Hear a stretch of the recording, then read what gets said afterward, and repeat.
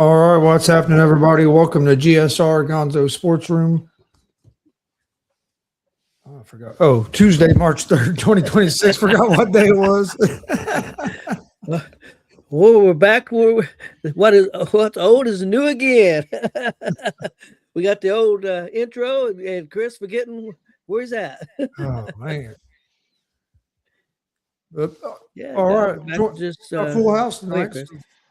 Hell Yeah, yeah. we got Justin Terrell, pro wrestler Justin Terrell. We got the one and only Big Glenn. They broke the mold when they made him. That was a good thing. And Got that right. of course, we got me and Chris. Hey, Gonzo Sports Room is back.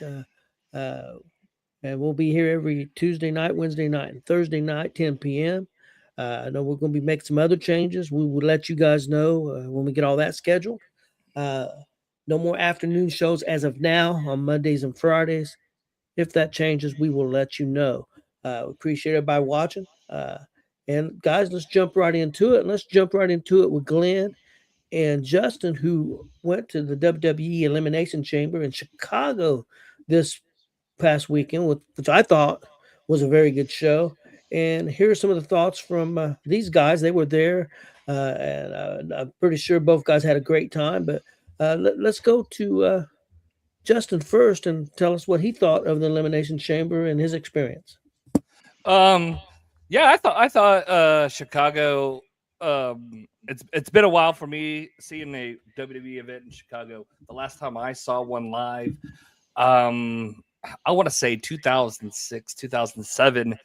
I can't remember the exact pay-per-view. The only thing I remember was it was the pay-per-view that Triple H had to wrestle 3 times, and he had to wrestle Umaga twice. I think Randy Orton a third time, and it was Batista versus the Great Khali in a Punjabi prison match. But fast forward, our whole experience was, pretty dang easy. With technology now, hotels allow you to check in digitally or on our mobile. You get a mobile key, so we were able to get to our hotel, clock right in, get an Uber, go right to the pizzeria. Through the event, they had the wristband. All we had to do was show our wristband all night, get to our seats. Our seats were by the ramp, and just to be up close and personal. I never thought that fireworks would be so quiet up close, but they really are so quiet up close. At least in the ring, at least in the arena. Like when they shot them out, I didn't hear them, and they didn't hurt my ears. But to be there, to be that close, to feel the energy, it was an awesome experience. I would recommend it one time to be close.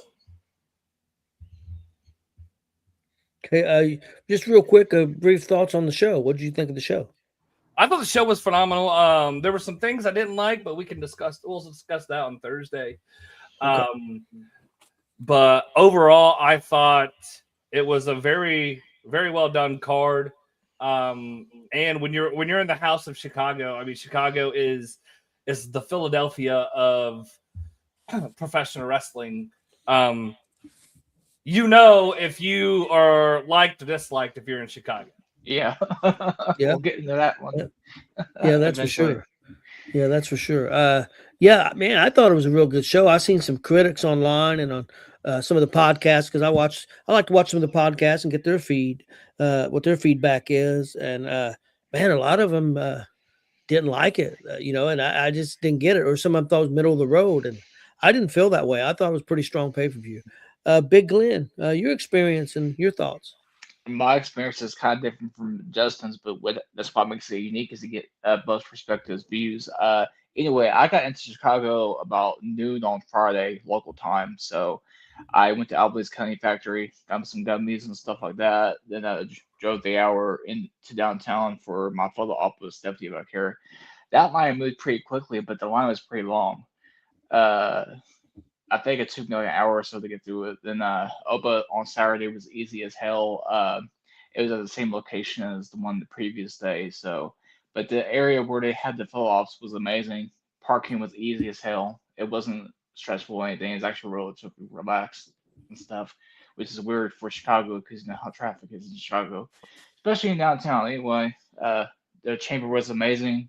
From my vantage point, you could definitely feel the heat when they was setting off those fire things before each chamber match. You know, even high up as I was.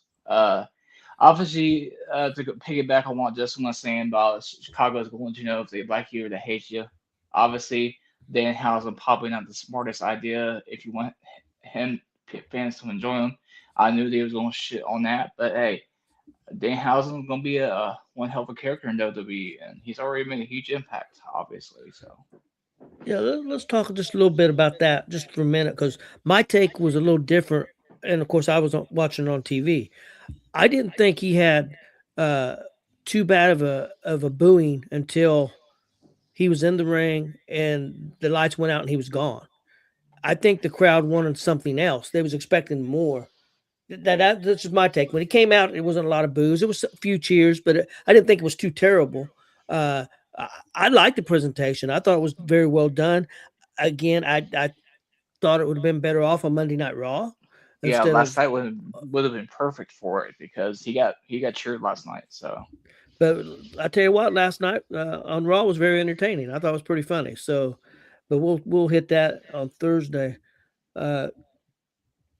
Chris, your thoughts real quick on Danhausen. I know you've seen that. Yeah, I don't think you'd ever seen Danhausen before.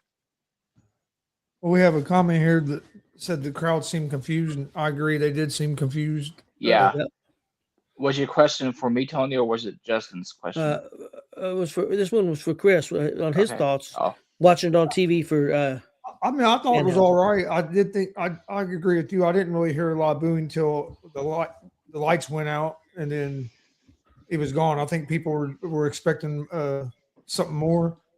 I mean, I'd heard of him, and I'd seen him maybe like once a while back, so I didn't know a whole lot about him. I mean, I knew what kind of act he was. So it didn't bother me. I didn't have it. I mean, I thought it was entertaining. It wasn't something that made me pop out of my seat, but it's also not somebody I watched a whole lot. But yeah, I feel the same as you guys. I think it'd have been a little bit better to do on Monday Night Raw than doing it there. It just kind of seemed like, in the way they done it, it just kind of seemed like they just like threw it in a spot real quick and let's get this over with. So yeah, I think they could have planned it out a little bit better, but yeah, the placement of it might have, if it had been different placement, it might have helped. But again, I think an event like that, they were expecting something big. And yeah, I think they missed the mark a little bit on that. You guys got anything else on Elimination Chamber before we move on? Just that, it's just, Chicago being a town, high standard, high expectations, so I'm starting. Danhausen obviously is already growing on me, so I think this is going to be good. Yeah, I think he's going to do well for him. And the other thing is, everybody said, well, there wasn't no surprises, and there wasn't. To me, there was. I mean, I wanted Randy Orton to win, but I didn't think he was going to. Hey, the crowd went nuts when he won. Oh my goodness! I think it was probably louder than when Punk beat Finn. So okay, and I'm not gonna say I was surprised that Seth came back, but I thought it was very well done. And so, I mean, I thought they did pretty good with the show. I didn't think, was it a little predictable? Yeah, maybe. But what do you want him to do? I mean, everybody said, well, where's Chris Jericho? Well, he's under contract with AEW. That's where he's at, you moron. I mean, what did you want him to do? People said, well, they should have had Javon Evans win. Javon Evans is not going to sell. Javon Evans is not going to sell tickets. He's not going to sell tickets for WrestleMania. I love Javon Evans, and he's the future of the business. But that wouldn't be I thought they made some right moves. I thought Rhea was the right move. That double pin of Raquel. Yeah. I mean, Rhea's one of the biggest. Rhea's one of the biggest stars, period, in professional wrestling. And so I thought that was the right move. I thought Randy was a great move. I thought they're setting some things up. So I thought it was a solid show. Yeah. I will say before we move on, if they was going to have any of the NXT guys win that match, if you saw how the crowd responded to Trick Williams, if anybody, it should have been him, not Javon Evans. Obviously, he'll have his time eventually, but not right now. Yeah. And I don't think Trick's ready yet either, to be honest. Yeah. I mean, Trick is over, but I think he still needs a little more seasoning. But man, it ain't gonna take long. And Nope. I know there's rumors already that they're gonna turn him face, and I think they got to be careful. I'm not saying that he shouldn't be face. I would just let it happen organically. Yes. Don't push anything. Everything's working. Don't push nothing. That's just my opinion. Chris, let's talk a little bit of real American wrestling. I know you watched that show, and there's some interesting stuff happening in that. Glenn didn't get to see it. They thought they were WWE there for a little bit. So Yeah. Yeah, it was in Arizona. It was a good show. Real American Freestyle Wrestling. I don't know if a lot of people know Eric Bischoff is one of the main guys in it. Hulk Hogan was involved with it before he passed away. And then you got also for like Olympic wrestling and amateur wrestling, college wrestling fans. Izzy Martinez is one of the big guys involved in it as running it wise. And then doing commentary, you have Ben Askren, Cale Sonnen, Kurt Angle was on the announced doing commentary the whole night. So that was pretty cool. It was a good card. Main event was Uriah Faber against oh crap. How am I going to forget his name? Henry Cejudo. Okay. It was against Cejudo. Cejudo ended up tech following him there toward the end. But in the co-main event, you had I can't pronounce the guy's last name, but he was going against Tzurkian, who's a UFC fighter. But it was also a wrestler. If you follow UFC, you know a lot of the guys have wrestling backgrounds. And the one guy was clubbing Tzurkian's head, and he was whining about the whole match. I thought he was being a crybaby pretty much the whole match. I mean, it's wrestling. You're going to get banged on a little bit. He wasn't punching him. He wasn't smacking him. He was just trying, clubbing the head, trying to get you out of position. It kept building up. And then after the match, which Tzurkian ended up winning the match 3-1, I believe, or 4-1. The other guys getting up, and Tzurkian jumps on top of him and blasts him with the right hand. And then, like, people from the crowd, you have the coaches off the – it was mayhem for about, I'd say, a good 4 or 5 minutes before they got it all completely under control and got ready to move on to the main event. But probably reminds you a lot of the Forrest Griffin and freaking Ken Shamrock stuff from the Ultimate Fighter. Yeah, except you had got like these guys as coaches fighting each other, and one guy got clubbed a few times, and then he walked back to his seat like they were just going to let him sit and watch the rest of the show. So then they had to go over there and get him out. It was funny. Yeah, he went back over to my buddies of where he was sitting at. Thought he was just going to sit and watch the rest of the show after just brawling.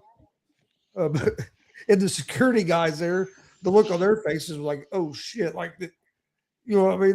They weren't prepared for something like that. And but no, that Real American Freestyle has been doing real good. I think they've got off to a hot start. They've had 6 events so far. We'll have another one in March.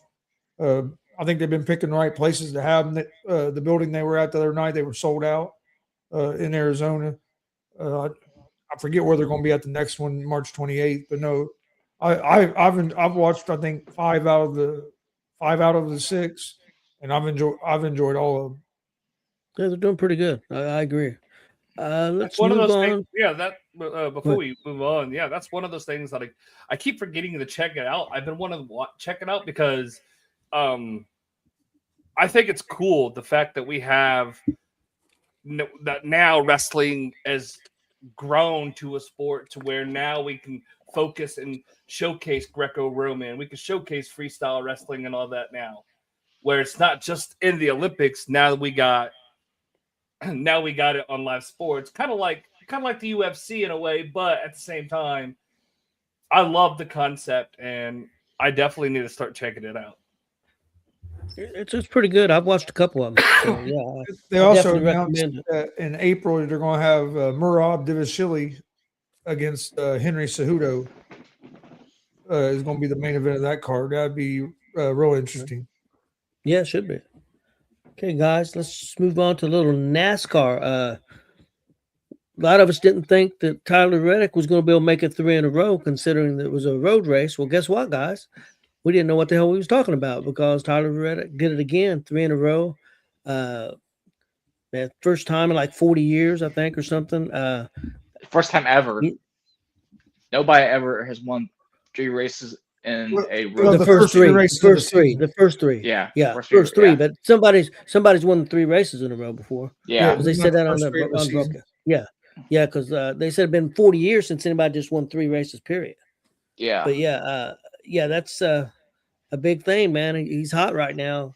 Michael Jordan's team and Tyler Reddick and all them guys are kicking ass. So, Big Glenn, we go to you first because you're the big NASCAR guy. I know you're not a Tyler Reddick fan, but let's talk about it a little bit. Yeah, let's talk about it in my Triple E voice. So, man, Tyler Reddick is kicking ass, but the field is going to catch up to him eventually. And I honestly think it's going to start this weekend in Phoenix because it's just so hard to win 3 races in a row in NASCAR, let alone 4. I just think that the field levels out eventually, and honestly, I wouldn't be surprised if he goes on a slump to the point that he may only win 1 or 2 more races the rest of the season, you know. But we will see what happens in Phoenix. But he looked fantastic on Sunday, going up against SVG at the end there. Yeah, man. I watched a big part of that race, and yeah, up over there. Well, I didn't get to watch the start of it because I was doing a show with In Your House. Yeah, And when I come in, Briscoe was in second. Went to get something in the kitchen. I was in there for a couple minutes. Come back out, and he's like 12th. I said, "What the hell's going on?" he Briscoe's has my some. guy. Had some Yeah, issues, Chase yeah. had some. Yeah, he had like a tow link, and he couldn't find where the hell the Damon's garage was and shit. It looked like he was in a complicated situation. Yeah. But yeah, I've been liking watching the NASCAR. There's not a lot on, so I've been checking it out. Where are they at this weekend, Glenn? They're in Phoenix. The Xfinity, not the Xfinity series, but the O'Reilly series and the IndyCar series races on Saturday. So, Yeah, back to back. That's right. yeah, back to back. CW and Fox, respectively. I Okay. don't know. I can't Yeah. remember the start times, but No. obviously Phoenix, I think, will be on FS1 for the Cup race on Sunday. Yeah. Maybe Fox. I feel like Phoenix is the FS1 race, so it'll be Yeah, good. I like IndyCar, but I'll miss that because I'll be on the road for wrestling on Saturday. But I'll try to at least look it up and do some reading, maybe see some clips on it because I do like IndyCar. I've always liked IndyCar pretty well. Anybody Yeah, else? I was gonna say, Go ahead.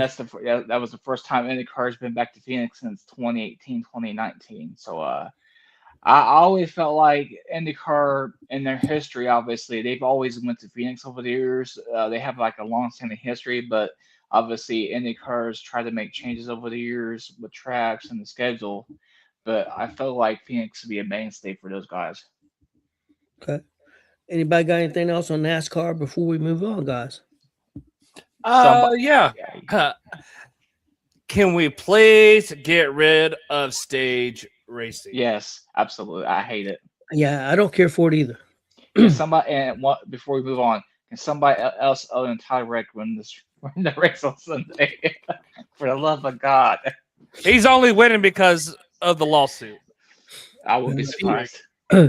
I know Big Glenn. If he wins 5 in a row, Glenn will become a Tyler Reddick fan. Oh, I know. He's already a Tyler Reddick fan. What are you talking about? No, Yeah, he's probably got a shirt on somewhere underneath his other shirt. Yeah, he's got a shirt on underneath with holding the belt. Like, yeah. Chase Elliott. Yeah. No, Chase Elliott. I'm a big Chase Elliott and Hendrick fan, and I don't tend to get far from those guys. So okay. All right, guys, let's jump into a little NFL. Got a little bit of news. Yesterday, there was a couple trades. The big one for me was Houston getting David Montgomery from Detroit. Thought that was a great pickup. Detroit got back a 4th round pick in 2026 and a 7th round pick in 2027. So Montgomery didn't run the ball a lot last year, but he ran for more yards as far as per carry than he's ever ran. I think he was averaging like 4.8, 4.9. So they only give him the ball 7 or 8 times a game. Of course, they got another real good running back also, so I understand. But I think it was a weakness for Houston running back was last year because of some injuries and things. I think getting Montgomery's a big pickup for them. What do you guys think, Justin? Yeah, I mean, you look at the landscape of the AFC South. You know the Colts right now. They're trying to work on a deal to retain Daniel Jones. Unfortunately, as you know, today he just got hit with a transitional tag. So therefore, if they don't come up with a deal, he'll become a free agent starting. I think it's Monday, and then after Monday, any team that offers him a contract, the Colts will have 5 days to match it. They inform that also, for those of you who also didn't see, Kyler Murray got informed that he is going to be released from the Arizona Cardinals. But David Montgomery has always been efficient. He's been efficient with yards per carry, yards after contact. I mean, he was the bruiser back for him. I really liked Detroit's two-headed running back, but that was a Ben Johnson offense, and it just didn't fit that right. It didn't fit well last year. So I'm kind of curious to see what they're gonna do, letting Swift take the or not Swift. What's his name? Oh, I'm drawing a blank. Gibbs. Looks like Gibbs going to take the full workload next year. So I'm kind of curious to see how that's going to go. Yeah, it'd be interesting. Chris, what do you think about the Montgomery deal? Yeah, I think it was a good move for both teams. Good for the Texans. They needed another running back to go with Marks ever since they lost Mixon. And for the Lions, Gibbs had taken over as the number one back. They were in with him and Montgomery. You had too much of your salary cap going to two running backs. Yeah. So I think they moved on to free up some money. They'll bring in another back to get a few carries, or they might have somebody on the roster already that they're going to go with. But they just wanted to free up some money. Montgomery is a little more expensive than what they wanted to pay since they have Gibbs now. So yeah, I think it was a good move for both teams, but I really think it helps the Texans a lot because they needed another running back, and Montgomery's a good back, and I think him and Marks will be a good 1-2 punch for him. Yeah, I agree with that. Big Glenn, what do you think? I think this is a perfect situation for both teams. Obviously, Lions getting rid of Montgomery frees up some space to keep Gibbs as the number one back, because you can see Montgomery was getting less touches throughout the season last year, so it's perfect for them. Obviously, it's going to be perfect for Houston, although I didn't see them Houston potentially picking up a back like that, but it's good to see him do it because you know that they need it, because they obviously could have used that for their playoff run. Yes, and the other trade yesterday was Cleveland traded a 5th-round pick for offensive lineman Titus Howard from Houston. So I thought that was interesting. Houston, I think it was more another deal of money. Howard was a decent offensive lineman. I think Houston needs offensive linemen, but I think it was just a money thing, trying to get younger, and could be a good pickup for Cleveland. I mean, they only give up a 5th-round pick, so I thought that was interesting. Chris, you got any thoughts on that? Yeah, I think with Houston last year, they spent a lot of money on the offensive line trying to revamp it, and it didn't work out as well as they thought it would. Some was due to injury to a couple of key guys on the offensive line as well. I think it's a smart move by Cleveland. They're trying to revamp their offensive line. So yeah, I think it's good for both teams. Okay, and Big Lynn. Oh, it's going to be good for Cleveland because they got like 50 quarterbacks, so they got to protect all that they can. So. Yeah, the rumors are they're talking about bringing in some more, so that's going to be interesting. Justin, what do you think about the Cleveland trade, getting an offensive lineman from Houston, and Houston getting the 5th-round pick? It's Cleveland. It's Cleveland. Okay. Yeah, that's why I said what I said. So. And also, let's get some thoughts. I know Justin already mentioned about Daniel Jones, getting the franchise tag the transitional. So, Chris, your thoughts on that? I know the franchise tag. If he stays with the Colts, he'll get paid almost about $38 million a year. Your thoughts on that? I mean, that's more than I think I want to pay him if it was me, but I don't know. And also now you can't franchise tag the wide receiver, who was what they was wanting to do. They was hoping to get something worked out with Jones and not have to franchise tag him. So your thoughts on the Colts and Jones? I think transitional tagging him was probably the smartest thing to do if you couldn't get a deal done. For one, it saves you about $6 or $7 million of what you would have had to pay him if you'd done the other franchise tag. The only bad thing is if you do a regular franchise tag, it basically makes it where teams can't really negotiate with them. They can, but they got to give up 2 first-round draft picks to get them.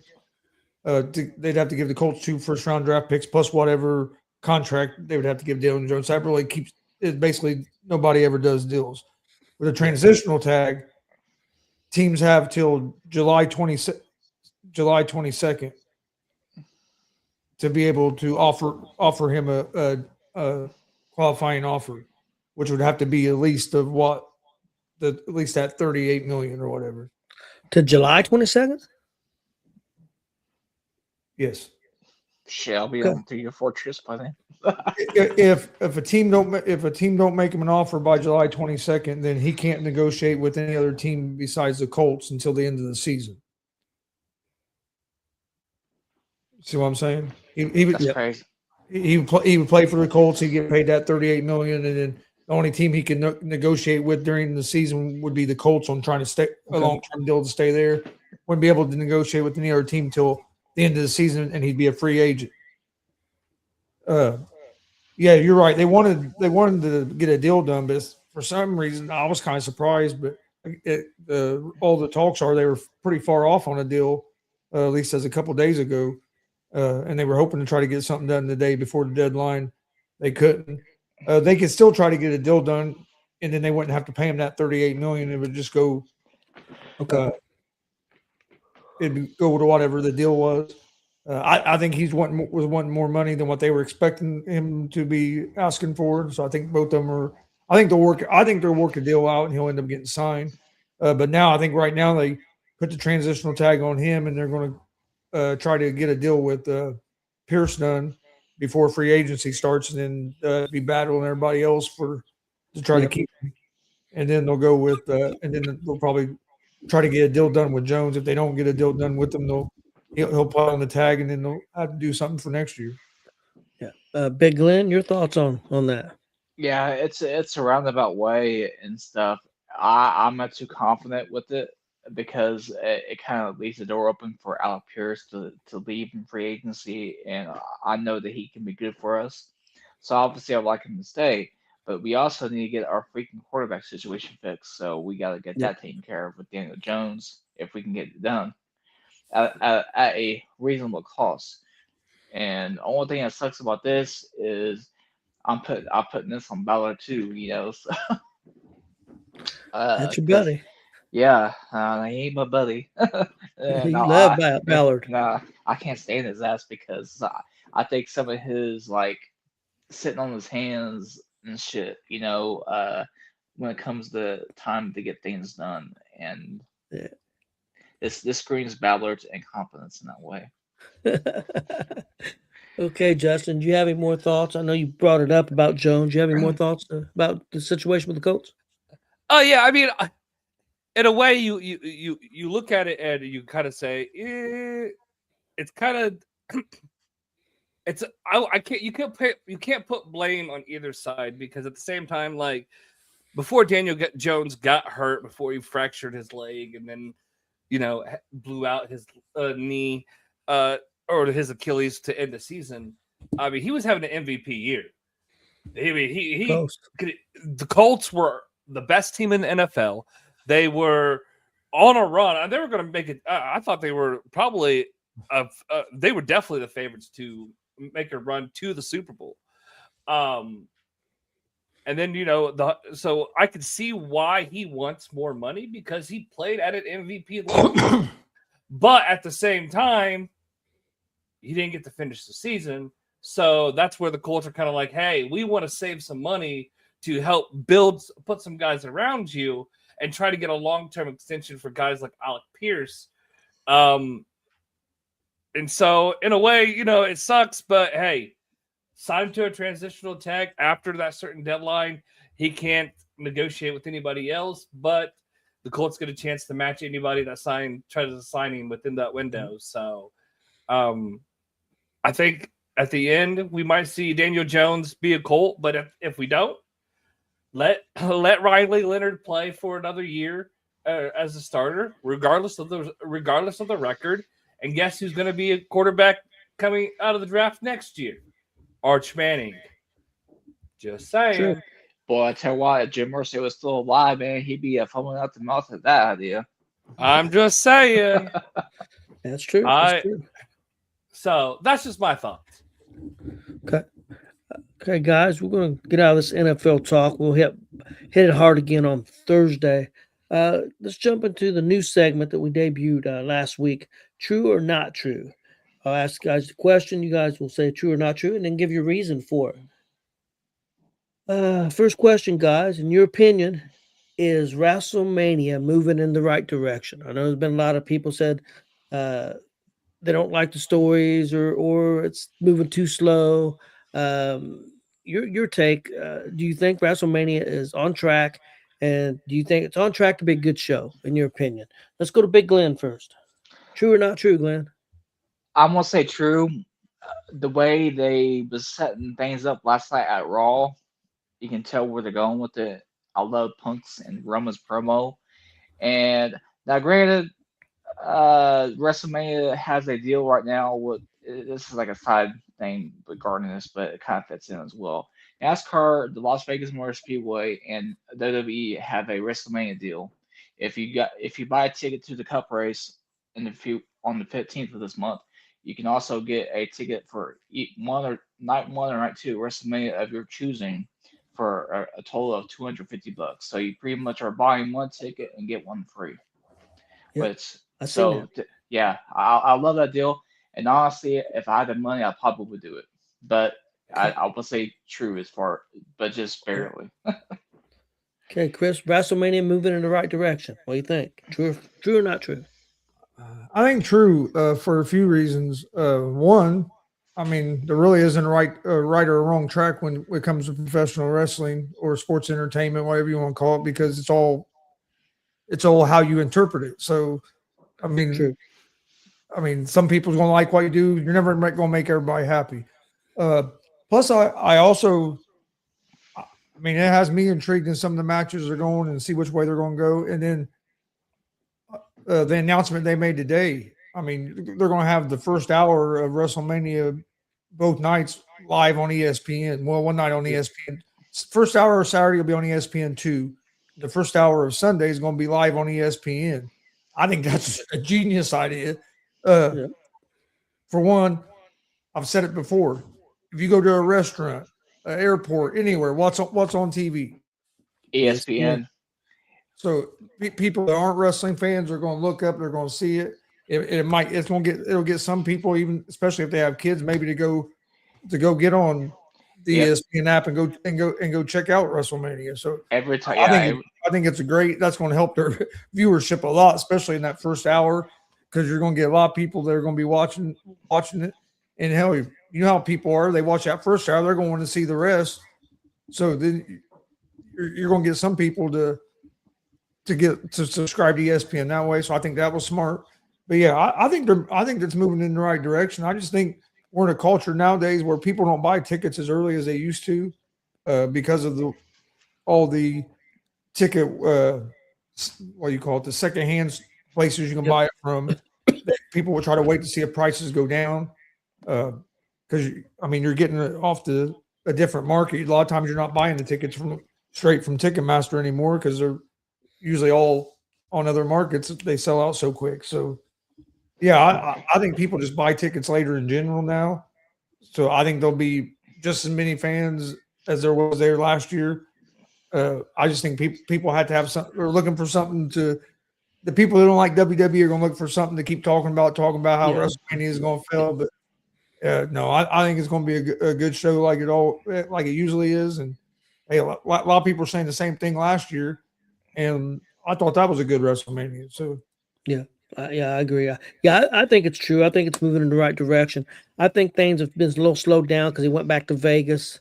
I think doing 2 years in a row in Vegas might not have been the best move, but I think they'll be fine. I don't know if they're going to have as many as last year, but I think they'll do pretty well. I think there is. Yeah. I think. Go ahead. I will say before Justin goes, I love how they moved NXT to St. Louis for Stand and Deliver because I'll be going to that now. So I love the idea. Am I doing a show with Jay again, or what the hell? No. I figured you said for Justin when I wasn't done yet. Yeah. You're all right, man. I'm just busting the I ball. know. I think I forgot what I was going to say. No, but yeah, I think they're moving fine. I think we got spoiled, guys, 2 or 3 years ago because honestly, with that Bloodline story, don't get me wrong, there's been some great stories, but that's probably, at least for a long time, if not, it may be the best story ever told. And for pro wrestling, if not the best, it definitely one of the best in the last 20, 30 years. And I think we just got a little spoiled. Everybody expected, hey, man, they're going to be able to pull this out of their ass every year. And it's just not that easy. It's just not that easy. But I think they're doing pretty good. I enjoyed the last Elimination Chamber, and I enjoyed last year's WrestleMania. I'm a big wrestling fan, period. So I'm sure I'm going to enjoy it. Justin, your thoughts? Is WrestleMania moving in the right direction? True or not true?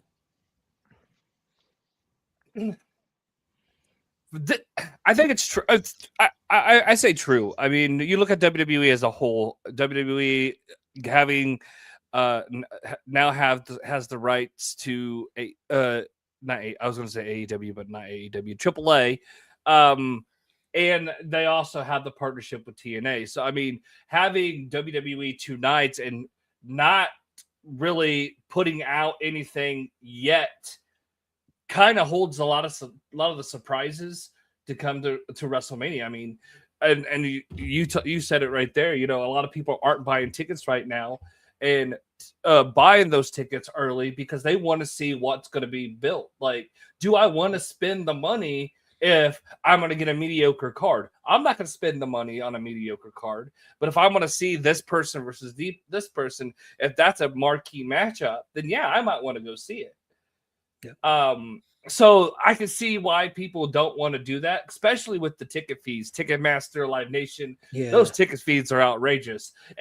I'll wait for like I did with my Elimination Chamber tickets. Like I waited and bought them off StubHub, and I saved probably $300 a ticket.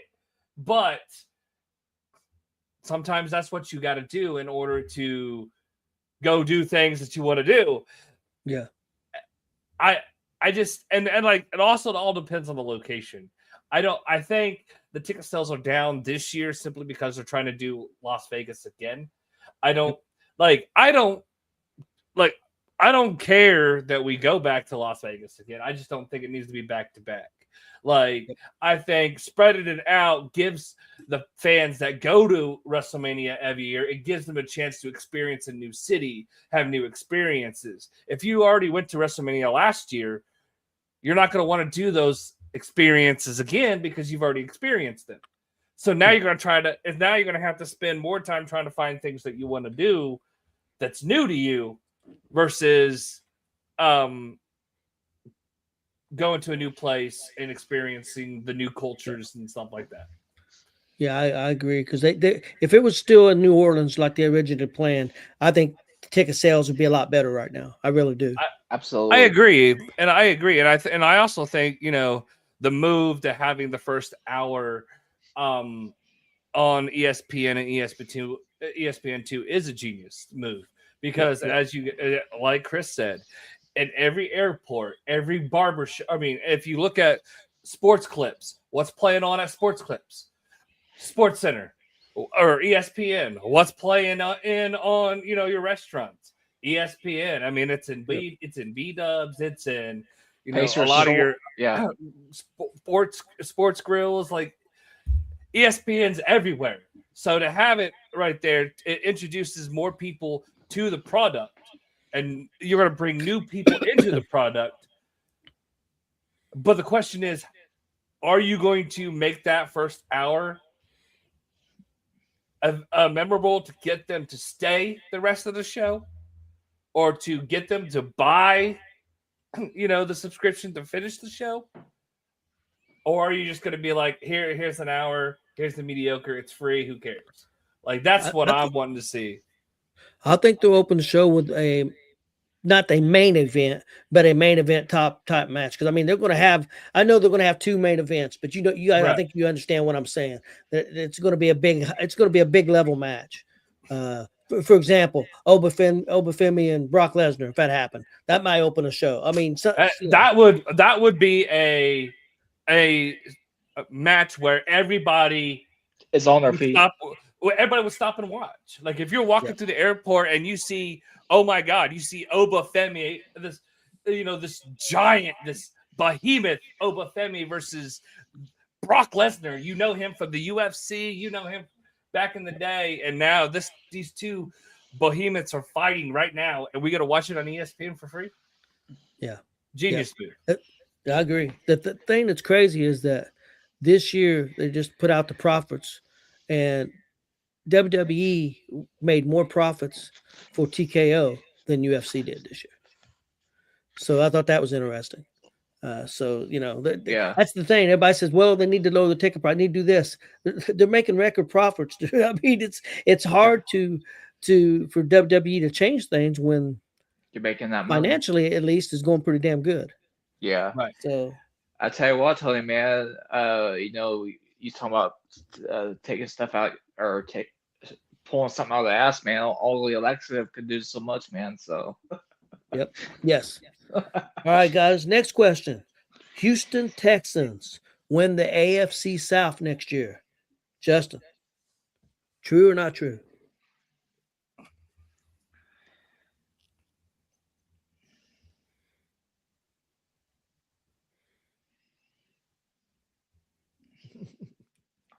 That's a tough one for him, I guess.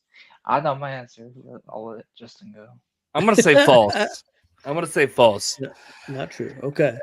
I don't think it's true. It's simple. All right, Jay. It's the show. Yeah, simple. Hold on a minute. True or not true? Not false. All right, Jay. Follow the program. True or not true? Not true. They will not. Okay. Win the AFC South because I don't think they got the right tools yet. I don't know what they're exactly missing. I think receiver. I don't know. I think there's something missing offensively, and I can't put my thing around it. Maybe it's the offensive play calling. Maybe it's something that just throws them off when it comes to big games. Like I seen them play like crap last year in the playoffs. Yeah. I just think Liam Cohen and what he's done with the Jaguars.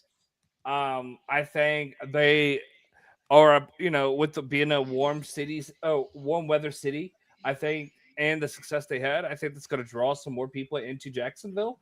And it's going to be tough, but I think the Jacksonville Jaguars will probably win it this year. Okay, Chris, I'm going to let you go because I know what your answer is going to be, and I think I know why you're going to say. So I don't want to say it first. So I'm going to let you go before me because I think I know exactly what you're going to say. Well, yeah, it's not true because the Indianapolis Colts are going to the AFC South next year. And if the Colts don't win it, I would go with Jacksonville winning it before Houston because, I can tell you what Houston's problem is. It's a quarterback.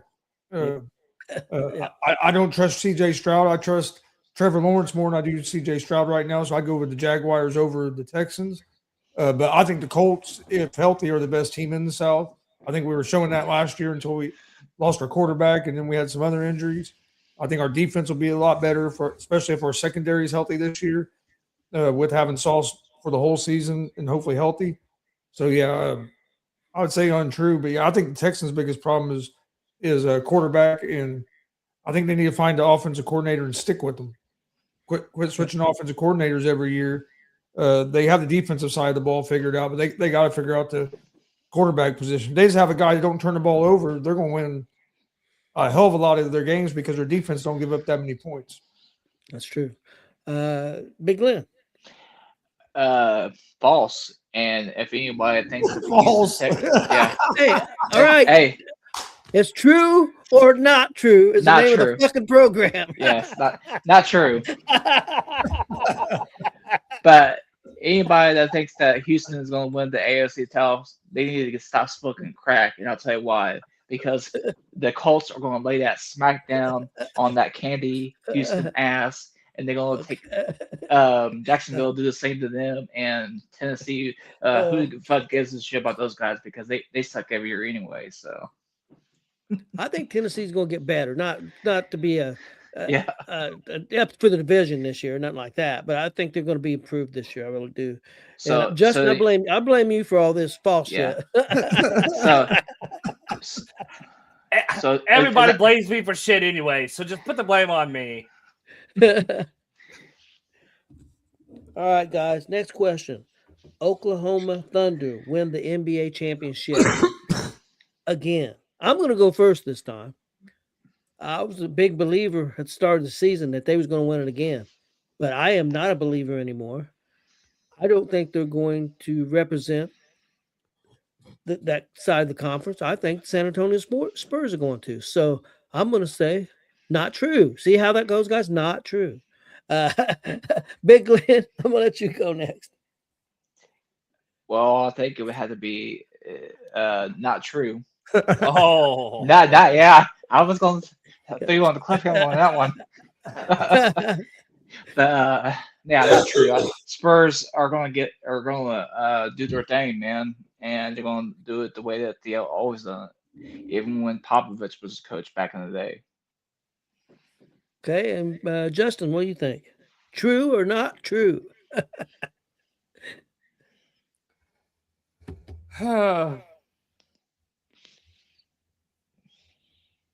I haven't really kept up on the NBA, so I haven't really seen how they've been playing. It's real hard to repeat, especially with young teams. I think, they caught their peak at the right time when they did last year. They caught fire. I think now people are starting to figure them out a little bit, and that's usually what happens. People, it's a copycat league. So as you see, like people.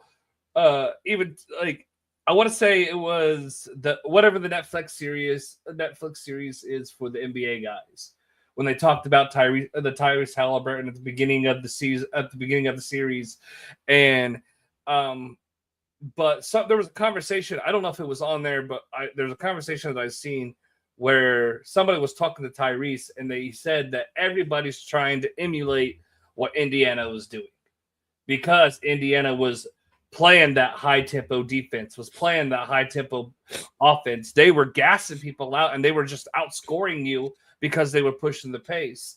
So then when Thunder started matching up, getting guys that were lengthy, being able to spread the floor, and it kind of slowed them down. But honestly, I think without the tear of Hallie's ACL, they probably would have been the NBA champions, and I would say then I would say it would be true that maybe they would win it this year. But this year I'm going to say it's not true. Okay. Chris, what do you think? Oh man. Well, for one, it wasn't that Indiana probably would have won the finals last year if Halliburton would have popped his Achilles. They were going to win that fucking game. Oh, they were definitely going to win. There ain't nobody that can tell me different. No, the way the fucking game was going, he was on fire. He was going to score about 30, and we don't lose if he scores 20. Oh no, I thought he was going to go up for 45. But I actually think it's true that OKC is going to repeat again, and one of the big reasons is you have a lot of injuries in the East, so you have a young Pistons team in the East that looks like they are and we also have the Celtics, so I think we're going to be right there. Hell, Tatum might be playing as soon as this Friday. That's crazy. So they get him back. Like hell, they're right there. And you got the Knicks that are still decent, even though I'm not a believer in the Knicks. But in the West, you have San Antonio, but they're young too. They don't have that experience. I think the Thunder are going to get healthy, and if they're healthy, they're still the best team in the West right now. The Thunder, I think if they get healthy, can compete. But I just think with the East being down, if they can get out of the West, they have a hell of a shot. And I think if they get healthy, they have a good shot of getting out. I just can't. I think San Antonio is capable of beating them in the series, but just that youth and now the experience that OKC has of going through a couple 7-game series last year in that playoff run. So yeah, I'm gonna say true. Okay, guys. Next one, I'm gonna make a statement, and you can say true or not true, and why. The New England Patriots were overrated last year. I think they were a product of a very easy schedule. True or not true, Chris? I'm gonna say not true because I'm a guy believes that hey, you play who's on your schedule and you have to beat them to get where you want to go, and to win them at all, you have to beat everybody anyway. You can say they were overrated if you want to go by their easy. If you want to say they had an easy schedule. If you're trying to use that excuse, well, in the playoffs, they had to beat good teams in the playoffs. Yeah, I know Denver had their quarterback hurt, but that's not New England's fault. But I mean, they beat this vaunted Texans defense that nobody thought anybody could beat. I mean, they found ways to win games, and I don't care who you play in the NFL. They're still an NFL team. It ain't like these the teams are just terrible. They still have some best players in the country on those teams, like best athletes in the world, like are on them teams. Yeah, some teams are better than others, but if you look, even example, Seattle Seahawks won the Super Bowl. They beat the Colts by like 2 points. Colts weren't even in the playoffs. So like the margin of error in the NFL is slim no matter who you're playing. So that's true. If you have a record like New England did, it's hard to say that a team's overrated because everybody knows like one play, one missed call by a ref, or just one bad decision by a coach can cost you a game. So I'm gonna say they're not true. Okay, Justin, New England was overrated last year. True or not true? Not true. And I'll counter off Chris. I mean, like he said, you're a product of what you play. Like your schedule's put out for a reason. It's your job to win those games, and we can look at Notre Dame. Look at Notre Dame as a Notre Dame fan. Yes, I was upset that Miami got into the playoffs over us, but you know what? Miami beat us. You know what? I was upset that Texas A&M get in over us, but Texas A&M beat us. They beat us. It's just happened. It is what it is. You're a product of what you're a product of what you make. So if you go and play like shit against all these teams and you go 0-16, that's no one's fault but yourself. So I think the moment got really big for Drake May in the Super Bowl. I think as a rookie quarterback, I'm not a rookie, but a second-year quarterback, that was a huge moment for him. I'm not saying the moment was too big, but I'm saying like that's a pretty dang big moment being that young as a quarterback. So I think you saw those early mistakes and those young mistakes, but they beat the crap out of a lot of teams, and they showed dominance to a lot of teams on that path to the Super Bowl. So, yeah, they weren't overrated. Okay, Big Lynn. Not true. The great Bill Parcells said, "You are what your record is.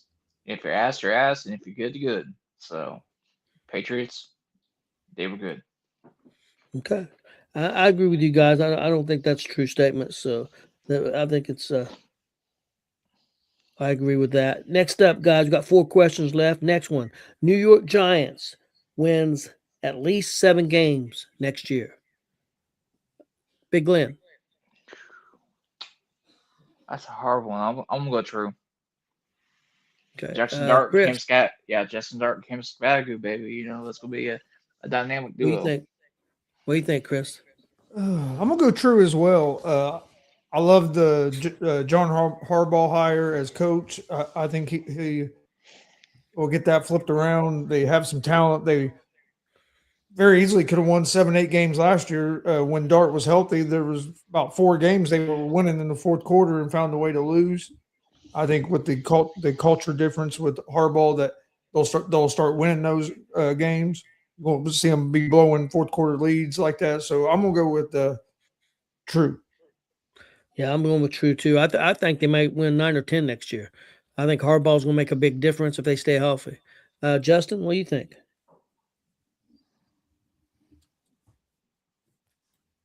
I think it's true. I think they'll win more. I think they'll go over 500. I think they'll finish maybe right at 500 or maybe 9 and 8. I think that's the best record you can go. They have a stout defense. I really like the defense. I think getting Scatterbo and Dart coming back healthy, I think that's going to be big for them. And we forgot Malik Neighbors back healthy too. They lost him last year. Yep. They did lose. They did lose Malik Neighbors. So you're gonna have your 3 stars coming back, and you know it's gonna be a little bit of bumps in the road. They're gonna get their footing back underneath them. So it'll be some ups and downs. That's why I said, you know, I can see them go 9 and 8, maybe squeeze it into the playoffs, barely getting that wild card. But John Harbaugh going to the Giants is huge for them because that's a winning coach going into an organization, a young team to instill championship mentality in these players. So I think it's a good move, and I think they'll win more games. Okay. We're going to start off with Justin on this question because we're going to be talking about one of his teams. Arizona Cardinals win at least 7 games this year. That is not true. Yeah, we don't even know who the quarterback is. That's why I say it will depend on who our quarterback is. I don't know much about our head coach. I don't know much about our offensive coordinator. So I'm curious to see how the offense is going to look. Obviously, we just found out that Kyler Murray is going to become a free agent. Thank God. It's been the Kyler merger, the KM1 project is over. In Arizona, if this is the year of the tank, then so be it. I don't really see any quarterbacks in the draft that I would be wanting to get other than Mendoza. So if we could trade our pick for a quarterback, cool. If not, let's just throw it away and go get somebody else next. Go get somebody next year. Maybe Arizona could get Manning. Maybe so. Hey, Manning and Harrison in Arizona. I'll take that. Yeah. Yep. Okay, Big Glenn, your thoughts? Not true. And I'll tell you why. They're in the fucking NFC West. There ain't no way that they're gonna get to 7 games when you got San Fran, LA, and Seattle. That's gonna be a tall task. Yeah, I agree. I say not true also. Just too many questions. Even though I thought they had a pretty good defense for last year, but a lot of times they spent too much time on the field.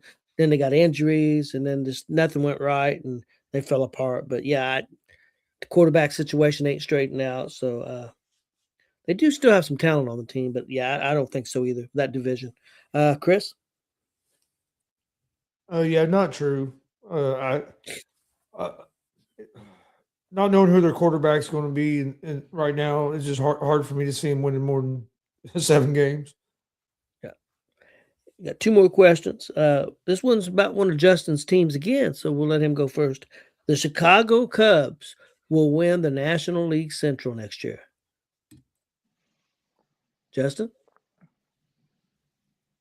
That's true. Because I know you guys are Cincinnati Reds fans. I say it's true. Go Cubs, go! Go Oh, Cubs, shit. go! Hey Oh, Chicago, what do you say? Cubs gonna win today. Okay. If you say so, I'll go to Chris then. Chris, Chicago Cubs going to win the National League. Not true, Simple. because the Cincinnati Reds are going to win that division. So No! Well, I hope you're right, Chris, but I figure the Cockroaches, Milwaukee Brewers will probably win it.